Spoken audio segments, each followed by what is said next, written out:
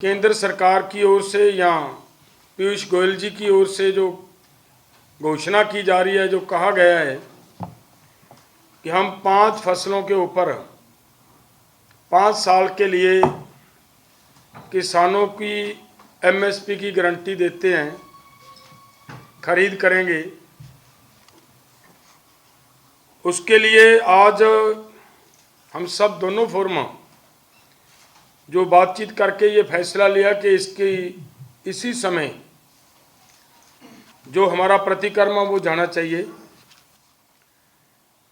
हम दोनों फोरमों की ओर से जो ये सरकार लेकर आई है, देखिए सबसे पहली तो बात ये है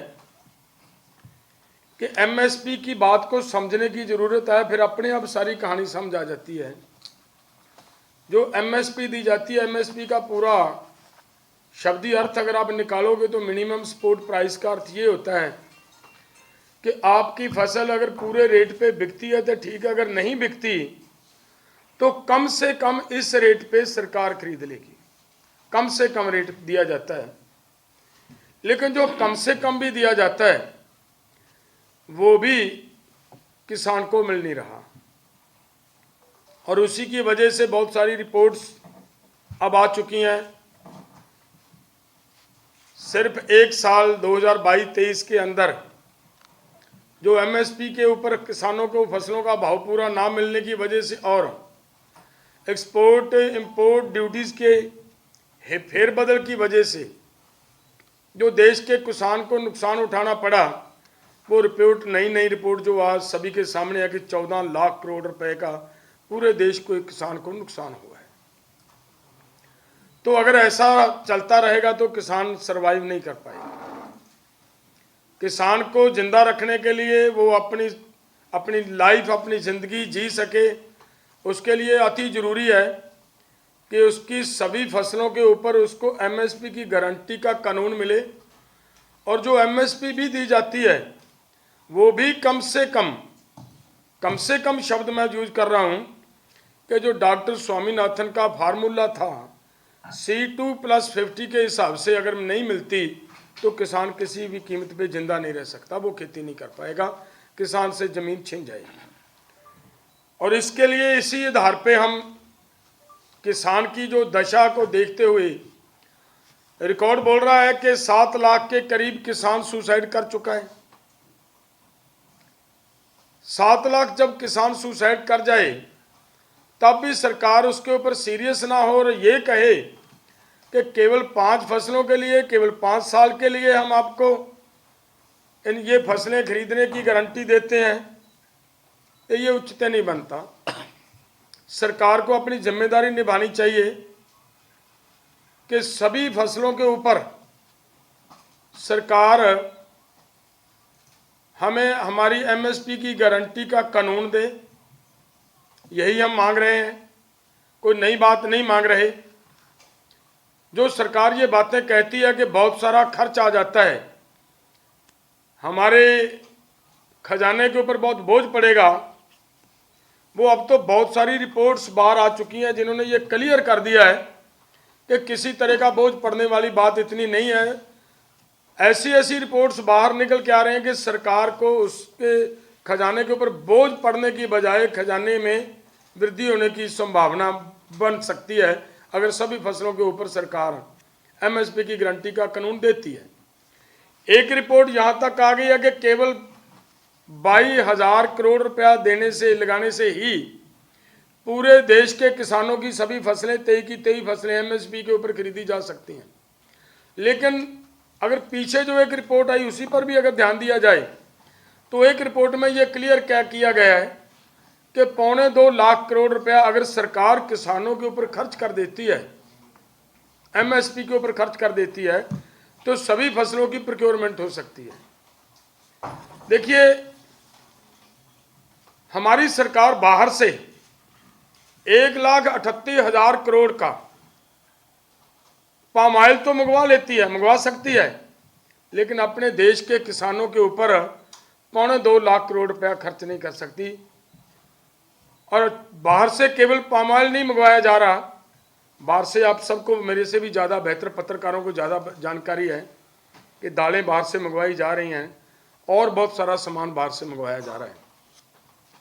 अगर वो दालें, तेल बीज फसलें हमें बीजने के लिए सरकार बाहर से जितना पाम ऑयल मंगवाती है, लोगों को बीमार किया जा रहा है, डॉक्टर ये बता रहे हैं कि ये सेहत के लिए बहुत खतरनाक है, ऐसा खतरनाक होने के बावजूद भी उसको मंगवाया जा रहा है, तो फिर तो देश के लिए सोचने का विषय बनता है। ये मांग फिर सारे केवल किसान की नहीं बनती, ये हर वर्ग की मांग बन जाती है कि जो जहर पाम ऑयल के माध्यम से हमारे देश के किसानों को, आम लोगों को, आम पब्लिक को, कंज्यूमर्स को दिया जा रहा है, उसके आधार पे हमें मतलब सारे देश की लड़ाई बनाकर इस लड़ाई को लड़ने की आवश्यकता है।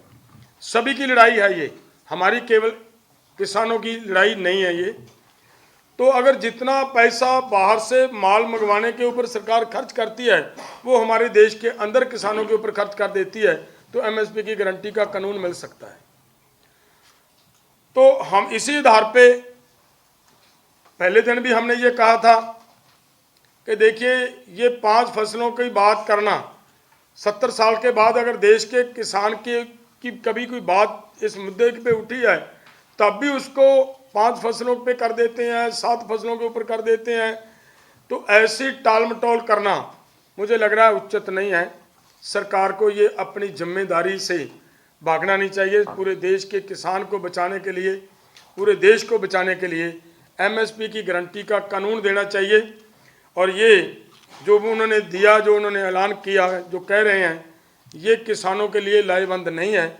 इसी आधार पे दोनों फोरमों जो ये लड़ाई लड़ रहे हैं, दोनों फोरमों की तरफ से इसको पूरी तरह हम कंडेम करते हैं, इसको रद्द करते हैं। सरकार एमएसपी की गारंटी का कानून दे। दूसरी बात, इसमें जो आंदोलन है, हमारा आंदोलन बहुत बढ़िया तरीके से आगे बढ़ रहा है। जैसे अलग अलग संगठनों की ओर से आंदोलन को समर्थन मिल रहा है। ट्रक ऑपरेटर यूनियन कल वहाँ पे आई, उनके प्रेसिडेंट गुरनाम सिंह जी वहाँ पे आए, अपने साथ 30-35 साथी लेकर आए। सभी ने वहाँ पे आकर ये कहा कि हम इस जो आप रेल रोको आंदोलन कर रहे हो, हम इसका समर्थन करते हैं और इसके समर्थन में वो हमारा सहयोग करके गए हैं। एक गल बहुत इंपॉर्टेंट है जो ਪ੍ਰੈਸ ਦੇ ਮਾਧਿਅਮ ਤੋਂ ਅਸੀਂ ਲੋੜ ਸਮਝਦੇ ਹਾਂ ਕਿ ਸਾਡੀ ਮਾਨਯੋਗ ਹਾਈ ਕੋਰਟ ਤੱਕ ਜਾਣੀ ਚਾਹੀਦੀ ਹੈ ਗੱਲ ਇਹ। ਵੈਸੇ ਤਾਂ ਮੈਨੂੰ ਯਕੀਨ ਹੈ ਕਿ ਤੁਸੀਂ ਪਹਿਲਾਂ ਹੀ ਬਹੁਤ ਤੁਹਾਡੇ ਤੋਂ ਹੀ ਮਿਲੀਆਂ ਨੇ ਸਾਨੂੰ ਸਾਰੀਆਂ ਕਲਿੱਪਸ ਜਿਹੜੀਆਂ ਮਿਲੀਆਂ ਨੇ। ਅਸੀਂ ਦਿਖਾਉਣਾ ਚਾਹੁੰਦੇ ਹਾਂ ਕਿ ਕਿਸ ਤਰੀਕੇ ਦੇ ਨਾਲ ਉਹਨਾਂ ਨੇ ਆ ਕੇ, ਜਿਸ ਤਰੀਕੇ ਦੇ ਨਾਲ ਬਰਬਰਤਾ ਦੇ ਨਾਲ ਉੱਥੇ ਉਹ ਕਾਂਡ ਨੂੰ ਜਨਮ ਦਿੱਤਾ। ਦੇਖੋ, ਸਾਡੇ ਬੱਚੇ ਸ਼ਾਂਤਮਈ ਖੜੇ ਨੇ। ਪੁਲਿਸ ਦੀ ਡਿਊਟੀ ਹੈ ਕਿ ਆਪਣੇ ਬੈਰੀਗੇਟਾਂ ਦੀ ਰੱਖਿਆ ਕਰਨੀ। ਉਦੋਂ ਉੱਥੇ ਕੋਈ ਆਦਮੀ ਜਾਏਗਾ ਤਾਂ ਕਾਰਵਾਈ ਕਰ ਸਕਦੇ ਨੇ, ਲੇਕਿਨ ਪੁਲਿਸ ਕਾਰਵਾਈ ਕਿੱਥੇ ਕਰ ਰਹੀ ਹੈ? ਆ ਤੁਹਾਨੂੰ ਵੀਡੀਓ ਆ, ਮੈਂ ਤੁਹਾਨੂੰ ਕਿਰਪਾ ਕਰਕੇ ਚੈੱਕ ਦੇਖ ਲਿਓ, ਦਿਖਾਇਓ ਮਾੜੀ ਜੀ ਵੀਡੀਓ ਇਹਨੂੰ ਚਲਾ ਕੇ। देखो, ये साथियों, ये 14 तारीख की घटना है। मैं प्रार्थना करूंगा अगर आप जूम कर लें, लंबाई में वीडियो है। ये खनौरी बॉर्डर पे 14 तारीख की घटना है। सिविल ड्रेस में हरियाणा पुलिस की तरफ से खेतों में जाके, जो गेहूं के खेत हैं वहां पे जाके आप देख सकते हैं, ये एसएलआर जो हथियार है सीधा फायर किया जा रहा है। किसानों के ऊपर ये सीधी फायरिंग करी जा रही है, लेकिन उल्टा हरियाणा पुलिस, हरियाणा सरकार हमारे माननीय हरियाणा पंजाब हाई कोर्ट को गुमराह करने का प्रयास कर रही है। तो हमारी ये प्रार्थना है माननीय हाई कोर्ट से कि हरियाणा पुलिस के ऊपर कार्रवाई भी करनी चाहिए इस मामले में कि किस तरीके से वो कोर्ट को गुमराह करने का काम कर रहे हैं। अब देख सकते हो स्पष्ट ये आप इसमें दिख रहा है कि कैसे ये हरियाणा पुलिस का सिविल ड्रेस में एक व्यक्ति किसानों के ऊपर सीधी फायरिंग कर रहा है। ये सीधा का सीधा आप इसमें देख सकते हैं। दूसरी चीज ये है साथियों, आप देखिए, ये एक वीडियो है जो पूरे देश में वायरल है। किस तरीके से 21 तारीख को खनौरी बॉर्डर पे भारी बमबारी करी गई पुलिस प्रशासन द्वारा।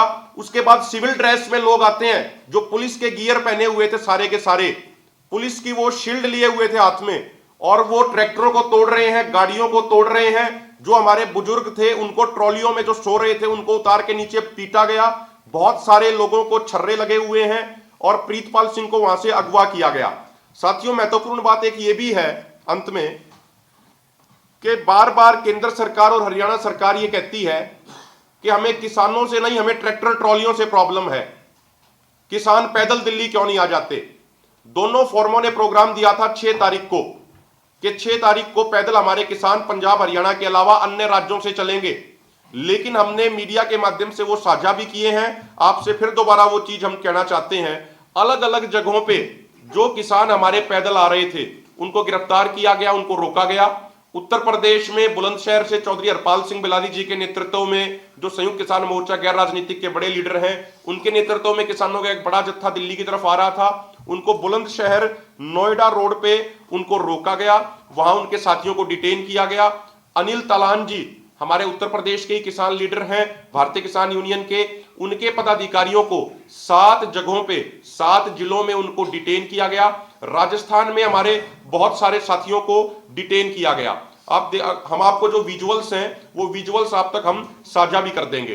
तो असल में सच्चाई ये है कि सरकार को ट्रैक्टर ट्रॉलियों से नहीं, सरकार को किसानों से ही समस्या है। माननीय जगजीत सिंह डल्लेवाल जी आगे। ये जो आपके सामने बातचीत रखी सिरसा साहब ने, हम ये मानते थे कि ये बात पूरी तरह जानी चाहिए, हमारी हाईकोर्ट के पास ये बात जानी चाहिए। देखिए, जो कल का प्रोग्राम है, जो हमने रेल रोको का प्रोग्राम किया है, ये पूरे पंजाब के अंदर लगभग 60 जगह पे ट्रेन रोकी जाएगी, 60 पॉइंटों के ऊपर। 60 तमिलनाडु के अंदर 10 जगह पे वहां पे ट्रेन रुकेगी।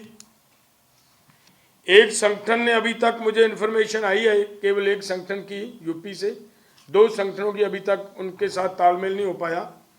जिस एक संगठन ने वो करना है कार्यक्रम, उन्होंने ये बताया कि हम मेरठ और गुजरा जंक्शन के ऊपर 2 पॉइंटों के ऊपर वो भी मतलब वहाँ पे ट्रेन रोकेंगे। उड़ीसा में 4 से लेकर 6 जगह पे ट्रेन रुक सकती है।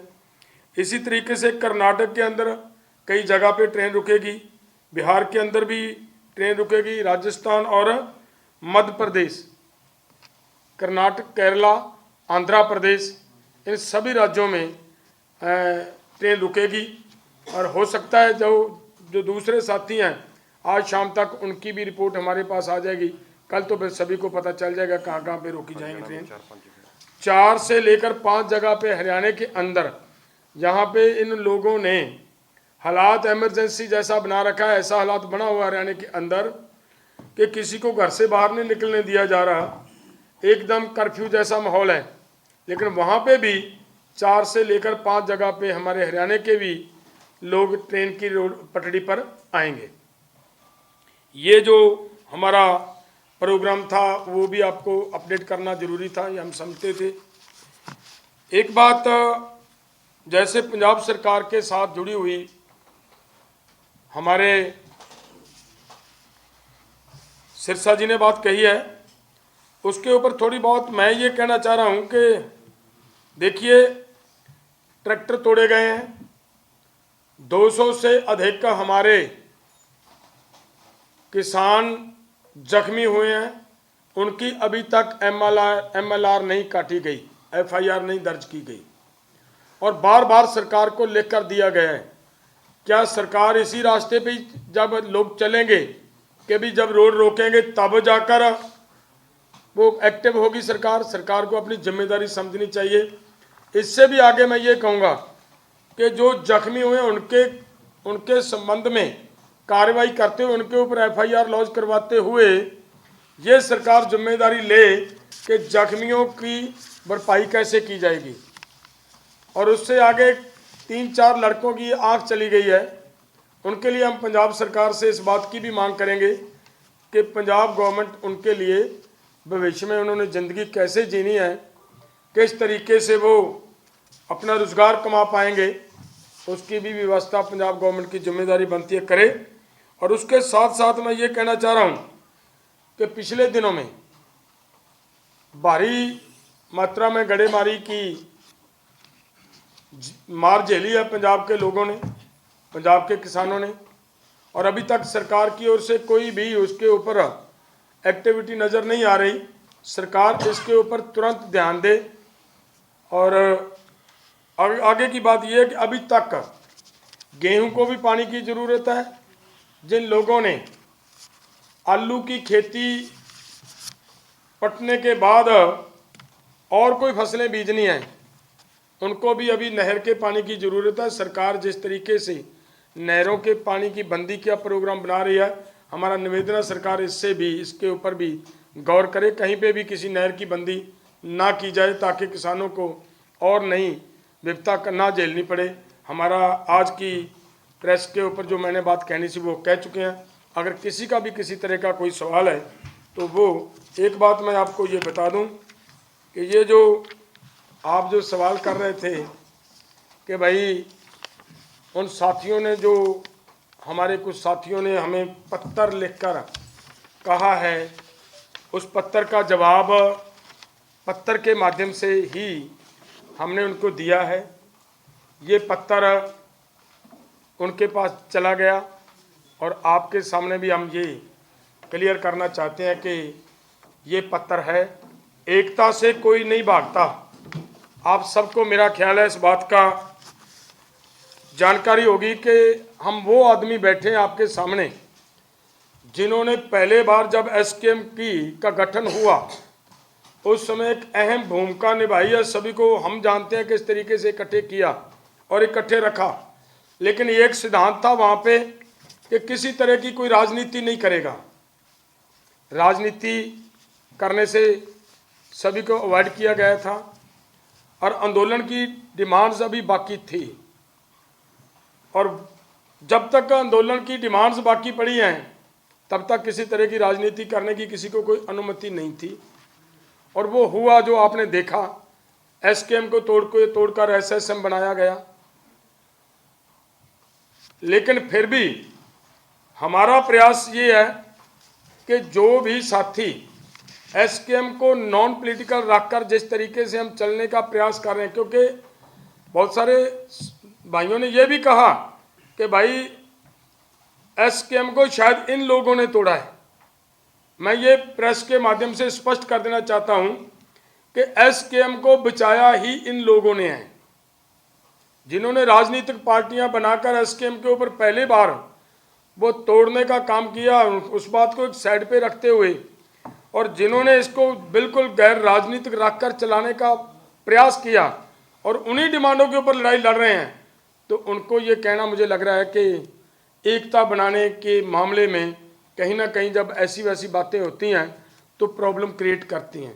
लेकिन फिर भी हम ये चाहते हैं कि अगर एसकेएम का जो नॉन पॉलिटिकल विचारधारा के ऊपर जिस तरीके से बना था उसी तरीके से अगर कोई आगे बढ़ना चाहता है तो हम सब के लिए, हमारी कमेटी बन चुकी है, विचार चर्चा कर रही है, सबके लिए हमारे दरवाजे खुले रहेंगे।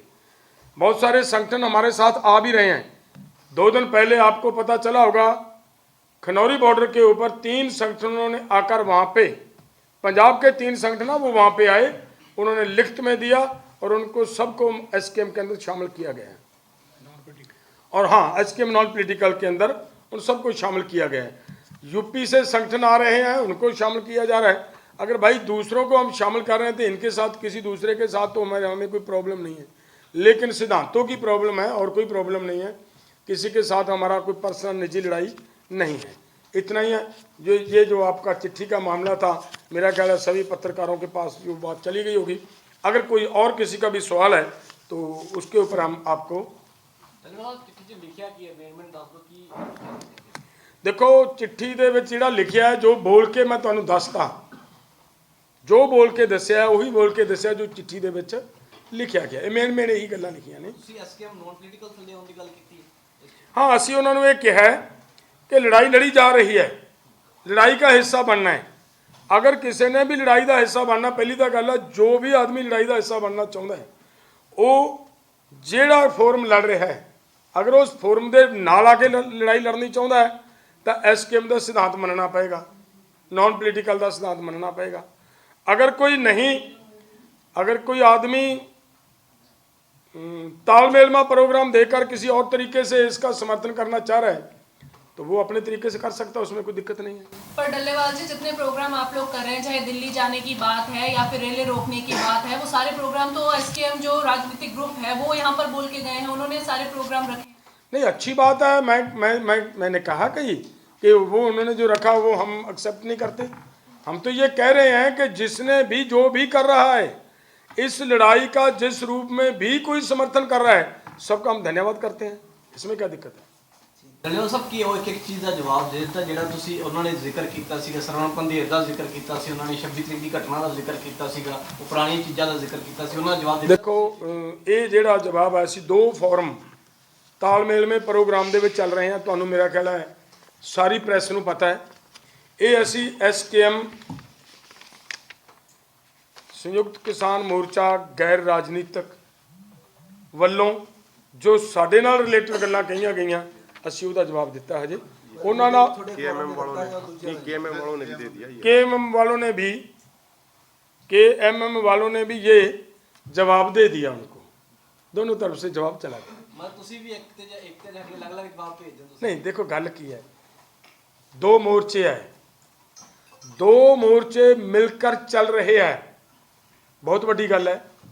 लेकिन देखो हुण सवाल यह है कि मेरे ते दोष लाया होवे, पंधेर साहब ਉਹਦਾ जवाब किवें देणगे? ਉਹਨਾਂ ਦਾ ਫੋਰਮ ਉਹਦਾ जवाब दे सकेगा? नहीं दे सकेगा।